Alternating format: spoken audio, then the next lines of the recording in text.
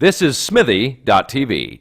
Hello, ladies and gentlemen. I'm Kenny Robinson with... And Clifton Joseph. We are breaking down the news. Break it down, break it down, break it down. Now, we only have a little bit of time for this segment because, well, we were running late because of construction and some also very lengthy topics. So, as we were talking earlier about Obama and Curry killing from the 3 points from the bombs, we're going to do 3 topics, and we're going to go through it as quick as we can. First of all, Clifton, your Toronto Raptors. Hey, Raptors win, Raptors win. Bring out the salami and cheese, as Chuck Swirsky used to say back in the day. Oh, Kenny, I've waited for this team to get past The first round. First round. Is this the first time ever going past the First first time, round? well, they when it was 5 games at the time. Okay. They beat the Knicks back then and got beaten by Philadelphia, Allen Iverson. But this is the first time in 7 game series that they're winning. Okay. They've lost in bad fashion the last couple of years. Really got swept by Washington last year. Outplayed by out-talented, would you say? Yeah, and they choke. And this time they damn nearly choked, man. I mean, the 2 best players, Lowry and DeRozan, played badly throughout the whole series. You And gotta they have still more than won. 2 players contributing to make it happen. Absolutely, and that's one thing that assistant coach Dwayne Casey doesn't seem to understand. I'm not down with this coach, tell the truth. I think he mishandles the roster. I'm so glad that the Raptors are going because this is the best we've ever been, and we can go far. But he's relying on these 2 guys, Lowry and DeRozan. But that's all he has. No, he don't. You got a double machine in Valanciunas. You got Carroll. You got Norman Powell. You got other cats. Move the ball around. You know, Golden State, champion last year, they don't just rely on 2 guys. San Antonio, they don't just rely on 2 Do the guys. Raptors have that kind of depth, or these other players that you mentioned? They capable of scoring They like got 15, enough. 20 points a night? Biombo is a rebounding giant. Corey Joseph can pass the ball, score. Patrick Patterson. What this coach has done, and I mean, I know it's supposed to be celebration. He kills people's confidence. He's retarded the development of Valanciunas. He's killed the confidence of James Johnson Of the bench players. and of Terrence Ross. So I think that some coaches just rely on their superstars and hope they'll take him. Casey said, the assistant coach Casey said he'd rise and die with those 2 guys. I think he's making a mistake, but They're I think already he can go calling far. for him to be dismissed. Absolutely. Win or lose, man, I'm telling you. Give him credit for the job over the last 4 or 5 years, but I don't think he's the guy to take us to the next level. And who would that be? I have no idea right now. Might be Jeff Van Gundy, might be some of the guys we know about, maybe some assistant coaches. Butch Spurs. come back? Oh, gosh, somebody was saying that the other day. I think they blackballed Butch, man. They put him on a list that... What is it about Toronto coaches and managers, like once they get the boot out of here, it's like they never can find a job again? Sam Mitchell? Oh no, Sam, he just got fired from, he was a coach in the Minnesota Timberwolves. But again, Sam Mitchell, not the best kind of coach there is. You know, it's like in baseball, Cito. Cito never got another gig again after winning 2 World Series here. So, yeah, Butch Carter, who was one of the best coaches we've ever had, even though he mismanaged the whole Tracy McGrady thing back then. Wow. And, McGrady now says he wishes he hadn't left.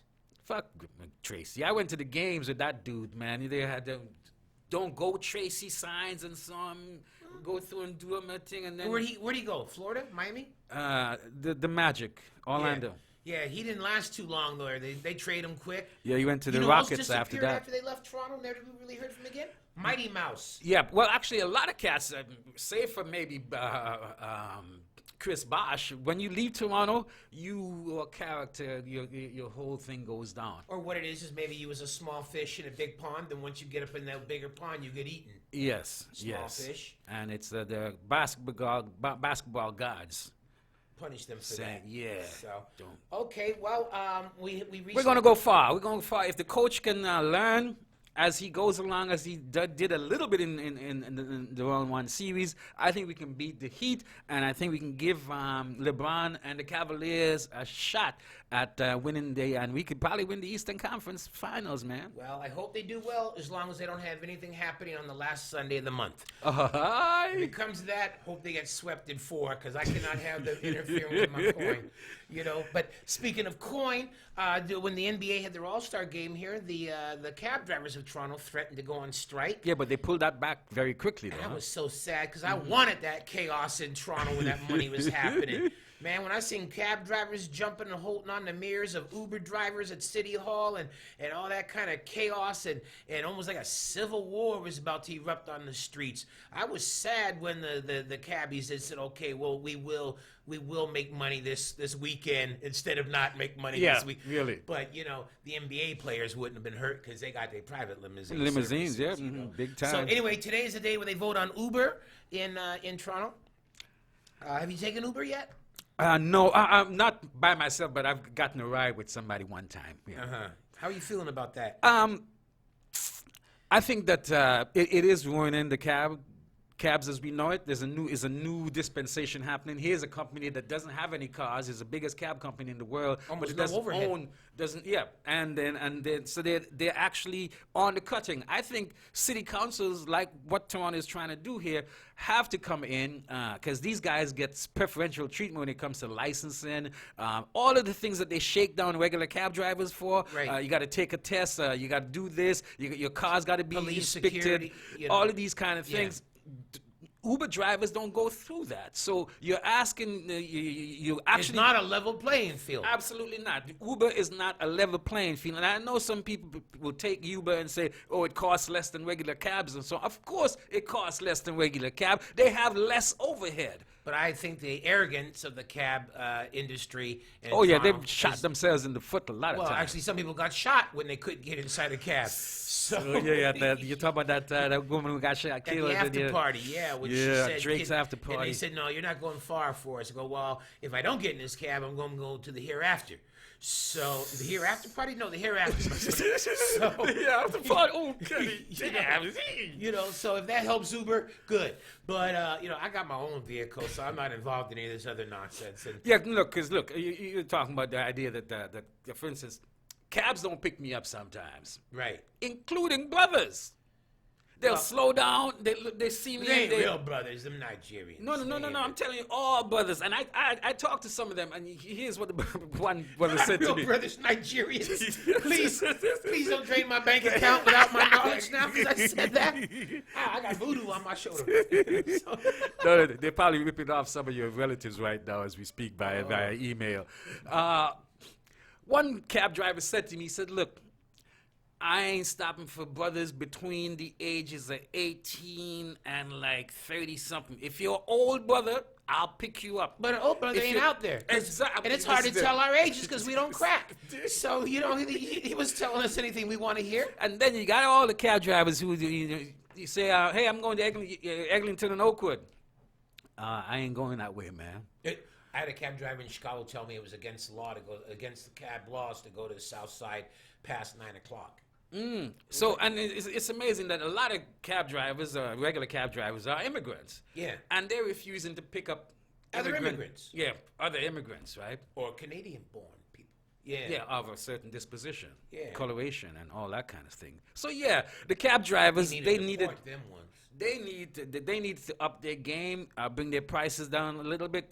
The price has been rising. Yeah, but that's rising. great. But the prices are justified by or called by the city, though. The city dictates. The city, exactly. The city's making money, but then now the city wants not to make money from Uber because Uber pull a big move on a lot of cities, right? Where it's like, we're starting this. And there's no legislation, much like the marijuana dispensaries popping up. Well, they're trying to shut down these dispensaries. Yeah, but what happens is that now. people are setting them up because they haven't got the regulations in place. So Uber has taken the ball, run with it, because they know. And then the council from these cities like Edmonton, Calgary, Toronto, Vancouver. They lost them. Yeah, Once they put the gun to in their head, they said, then we're out. dig. Yeah. So now a lot of the cities are making concessions and again letting Uber get away with murder. Well, I think it's fine for capitalism where there's none of these rules and none of these regulations. But I would like to have some insurance if I was to get in somebody else's car. You know what I mean? And you don't know the safety record of a Uber driver, right? No, but then again, regular cab drivers been known to molest women over the years. Oh, of course. So, I mean, you know, in fact, there's a big incident in Winnipeg where Native women were complaining the cab drivers were touching them and all that. So the Native community, they went down to the cab offices and did a protest and a boycott. and the drivers were frustrated because they couldn't play the race card. Because how's an East Indian gonna complain that the native Indians are being racist towards them? They're saying stop touching our women. So there's always some kind of muck going on that. Yeah, and I mean, look, the cab system has to change because that's the way the world is going. Those medallions are worth $1 million if you can get one. Yeah, and the biggest cab company, as I say, Uber, doesn't own any cabs. The biggest hotel bed and breakfast bed chain is Airbnb. Don't own any hotels. They're cracking down on that now after that shootout they had last week. Biggest bookstore player, Amazon, doesn't own any actual bookstores. So you see what's happening where capitalism has found a way of, these companies at least, leading the way of cutting down on that overhead. They always did, but they always said workers seize force of the industry, right? Supposed to be. Okay, well that's what they've done then. The workers are now doing it without capitalists having to have any overhead in there. So they've eliminated the means. Well, look, Kenny, in this city here, remember, the ambassador cabs, right? Right. When the plates, it used to cost $70,000. Now it costs like maybe 100 and something thousand to get an actual own a plate as an owner. And they came up with this ambassador system where they let certain drivers get the plate and a discount, whatever. So they botched that opportunity. So what the city has messed this up, and because they haven't got any regulations, it's allowing this big company Uber to come in and actually dictate the terms of their business. I like that. Outrageous. I love it. Now, one other thing before we got to get out of here. As of yesterday, new laws passed that you no longer have to be a Canadian citizen to be a member of the Royal Canadian Mounted Police. Our federal agency of protecting the peace. So, I read some great things on the internet. Somebody says, well, you don't have to be a citizen to tase somebody to death. And and then somebody else says, so does this mean now that Canadian-born citizens are going to be passed over for immigrants that are trying to become Mounties? So you get all kinds of backlash in that. But apparently, if you've been here 10 years, 9 years, and you have permanent resident status or landed immigrant status, that's sufficient. But I don't know. I kind of like my Mounties to be citizens. Well, I beg to differ with that, man. Kenny, from the time you entered this country, you start paying taxes. You ain't no citizen. Why should non-citizens pay taxes? You know what I mean? The police mess with you as immigrants. Why should you be messed by the police? So I think, I don't believe in these borders, right? Because here you have, if we go back in time, these cats who are running this country were not legitimate citizens, Kenny. Oh, but they took land, baby. All that's been. So it's the height of hypocrisy now to be like bringing up these border things. I don't believe in the border things. So well, you and John Lennon both. You can be a RCMP. If John Lennon had stayed in his Borton of England and paid more taxes, they probably wouldn't have got a gun to shoot his ass. Oh. So imagine that. Hey, if you can't be an RCMP officer without being a citizen, then you shouldn't be charged taxes for not being a citizen either. Well, not everybody wants to be a Mountie, but I remember like originally the Mounties couldn't even be married. Oh. Yeah, one of the regulations of if you become a member of the RCMP, you couldn't even be married because that way they could ship you over anywhere and they could into consideration your family. And they didn't have to worry about paying any widow benefits or orphan benefits should you die in the line of fire. That's some crazy shit. So the Mounties, pretty soon you won't even have to wear red if you're a Mountie. They just, relax on all the Mountie laws. Well, look, I don't give a damn if a Mountie is a citizen or not. I think they remember the dirty tricks of the mounted police. I'm not a big fan of the RCMP, so. Well, that's like the joke I did back in the day when they first started letting Mounties that were Sikhs wear the turbans. I thought that shit looked so sharp. I'm telling you, fashion-wise. Remind me of those old Errol Flynn and Ganga Din movies, You're a much better man than I, so... But so why did they change that rule though, Kenny? I mean, with what, the immigrants? They're not getting enough Canadians who are applying. I think that's it. Well, that is the reason why, because all the old school Mounties are retiring, and it is the elite police force of the country. So, but then I've read, people say, well, how can you have somebody, a non-citizen that's in charge, that's involved with things that protect the security of the nation? So I think that's just nitpicking. Well, also they might be going after a lot of new immigrants, like Syrians, especially maybe, to become undercover agents. Mountains. Yes, so you're gonna take too long to become a citizen, but we need some guys who can deal with Daesh, ISIS right now, right? Get them going. See, so all you people out there in the prairies worried that the Mounties of you knowing it is no longer, there's a reason for that. Yeah, because they are. Look, Kenny, I thought there used to be a height requirement for Toronto police, for instance, and I they noticed. also got rid of some of the physical. Yeah, I see some I could be a Mountie. small dudes, man. Like, I'm looking down at some cops that look like they are 120 pounds. You and can't shit. look down at a man with a gun on Well, his hip. yeah, I look down differently skewed. That's always a great equalizer. Yeah. But there's some short cops. But back in the day, there used to be a height and weight requirement, right? They wanted big guys. But then when you right? started having women on the force, so the weight and height requirement all changed.